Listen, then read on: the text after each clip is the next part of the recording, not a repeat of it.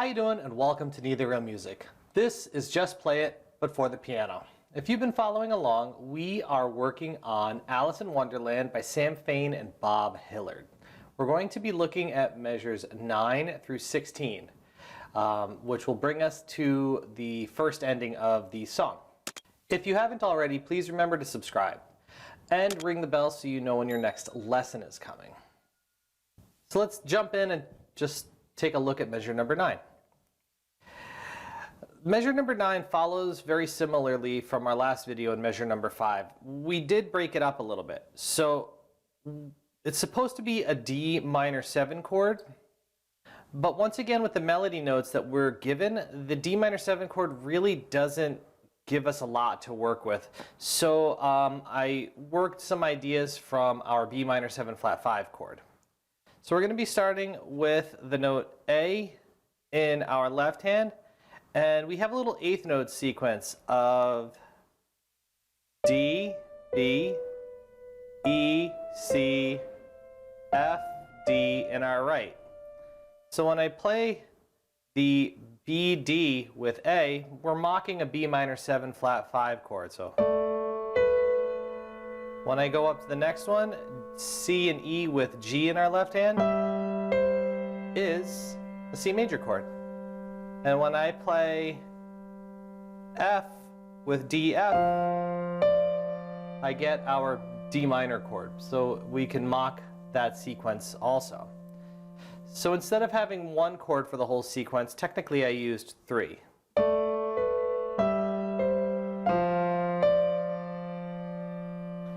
Okay? So moving on to measure number 10. We're going to use our pointer finger and go to a G because our chord in that sequence is a G7.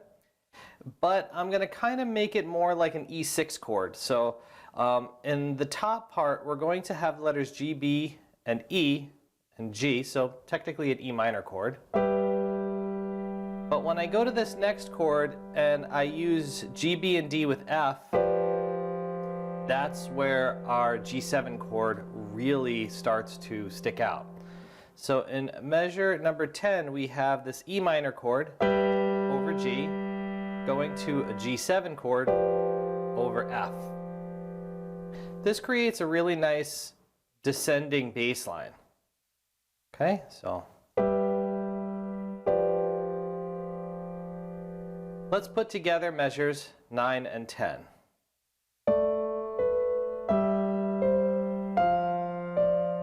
And I'm using this fingering.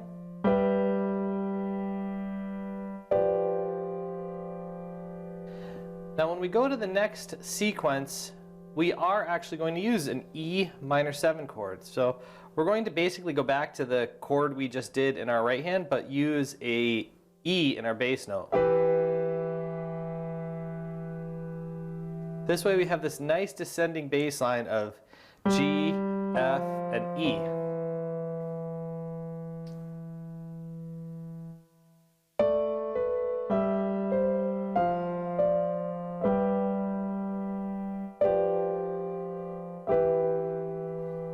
From here we have a little bit of a jump.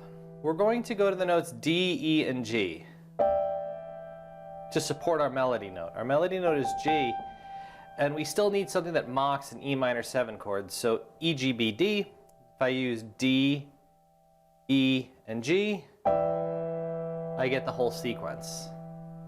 So now let's put together measures 9, 10, and 11.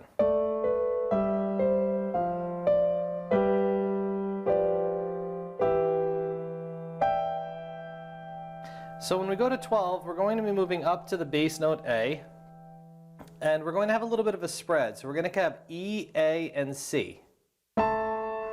This is an A minor 7 chord.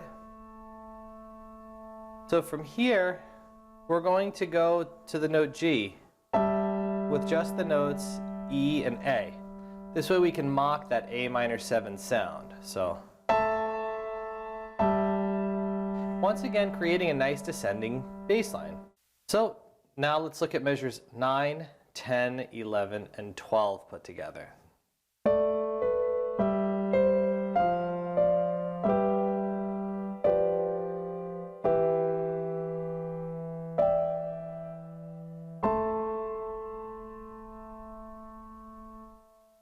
So just like I've done in the previous videos, timing is essential for playing, but as you're learning the basic ideas, you don't have to worry so much about getting your timing perfect.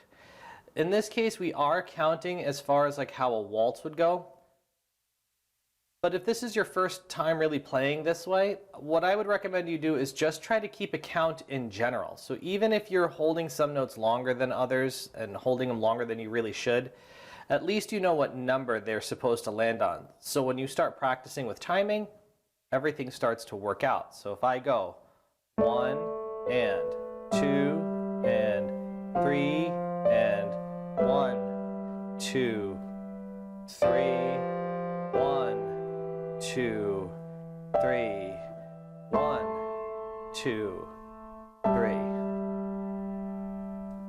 Even if there's some slight mistakes there, what we're doing is associating in our head the count with the music. So when we start practicing with a metronome, we have everything working for us instead of being kind of lost in the sauce as it happens. Okay, so that's measures 9, 10, 11, and 12. From here, from our A, we're going to go to the note D. And our chord here is a D minor 7 chord, but with G as the melody note. Now, I'm going to recommend this as the playing, so I'm going to use the fingers, my pointer, my ring, and my middle, fingers 2, 4, and 5 for D, F, and G, and in our bass, the note D. This way, when I go to my next melody note, which is F, I could do C, D, and F. So, 2, 3. Okay, this is going to feel awkward if you've never used this type of fingering before. 2, 3. But it's going to help when you're going through the rest of the song, especially to try to get this pinky. Could you do this? Absolutely. So if that's the fingering you want to go with, just do it. Okay, so measure 13. Now from here, we're going to go back to the note G, and we're going to be playing that E minor chord over G again. Then to the G7 over F. Got to bring back stuff that people recognize. So E minor over G to G7 over F. And now we're going to go to another E minor 7 chord. So we're going to go to E in our bass note, and we're going to do the notes D, E, and G. Okay, so E, G, B, D. Having D, E, and G and missing the B isn't really a big deal.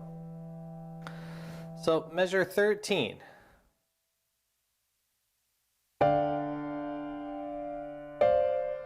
Measure 14. Measure 15. Now this is just a count of 3. And then what we're going to do is we're going to try to hold this note G down and play C sharp and E when we play A. Because there is a tie on our note G, making it ring for a longer period of time. So we just keep our finger down. So if we start from measure 13. 1, 2, 3, 1, 2, 3, 1, 2, 3, 1, 2, 3. Now if the E from the prior note rings in with the A7 chord, the last measure in the sequence, you could let it go at any time. It also won't really affect it. It'll just keep the chord going. And the note A that you strike will actually ring louder than the E, so it comes out and it becomes more effective. So if we start putting all of this together, it will sound like so.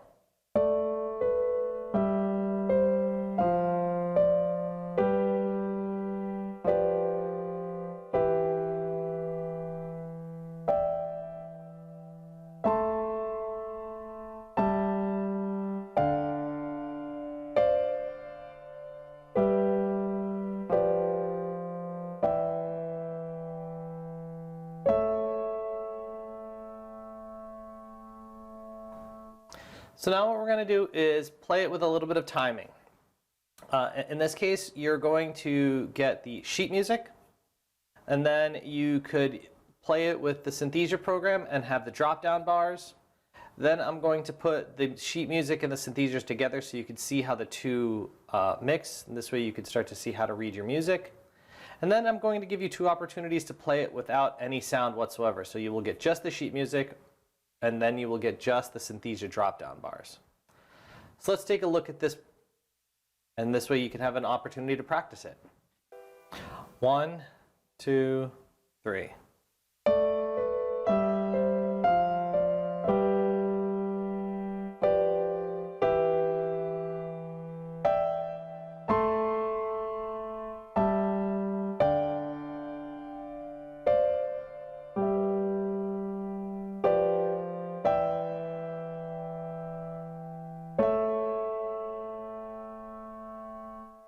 So now let's check this out with the sheet music.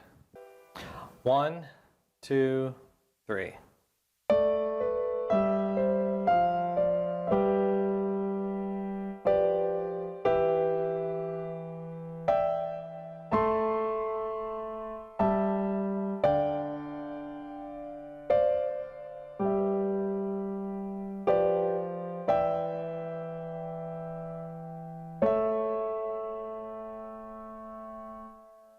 Now, let's follow along with the drop-down bars from the Synthesia program.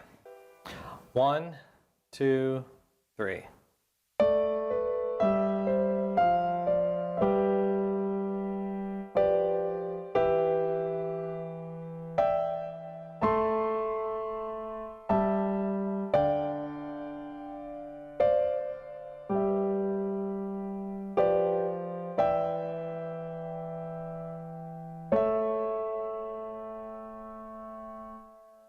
Now you'll have the sheet music and the Synthesia program at the same time. So this way you can see how the drop-down bars coincide with sight reading and sheet music.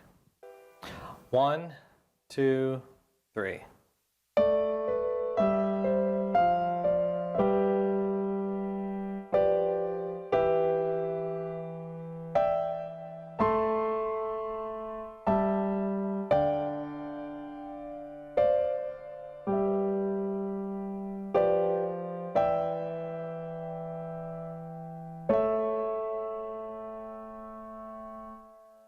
And now, you're on your own. I just want you to try to read the sheet music and play along with the parts that you practiced earlier in the video. 1, 2, 3.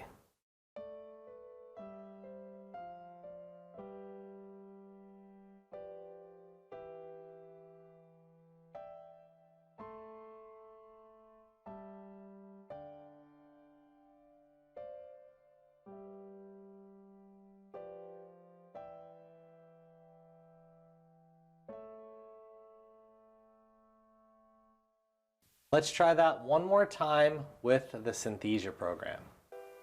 1, 2, 3.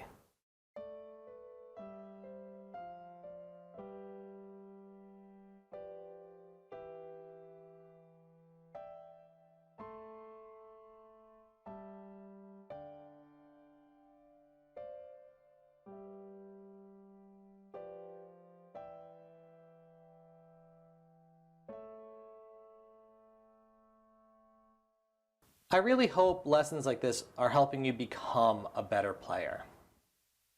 These arrangements are designed to be straightforward and simple so that you can learn your chords and you can learn how to move around the piano. I have left out things like soloing and any embellishments to try to make this as easy as possible for a second year or third year piano student to really put their teeth into and try to make interesting. If you have any questions, please put them in the comments below. Compliments are nice, but questions let me know that you're working on these things. If you have the ability to, please do a donation at my Patreon page. Even something as simple as $1 can help me find more time to make these arrangements and find time to make more content for you. If you didn't do it earlier in the video, please subscribe and ring the bell so you know when your next lesson comes. Good luck and good practice.